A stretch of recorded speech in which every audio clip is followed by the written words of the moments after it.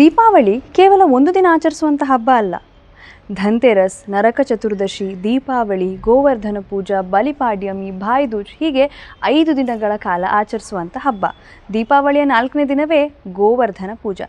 ಶ್ರೀಕೃಷ್ಣ ತನ್ನ ಕಿರುಬೆರಳಿನಲ್ಲಿ ಗೋವರ್ಧನ ಪರ್ವತವನ್ನು ಎತ್ತಿರುವಂಥ ಕಥೆಯನ್ನು ನೀವು ಕೇಳಿರ್ಬೋದು. ಈ ದಿನದ ಸ್ಮರಣೆಗಾಗಿಯೇ ಗೋವರ್ಧನ ಪೂಜೆಯನ್ನು ಆಚರಿಸ್ತೇವೆ.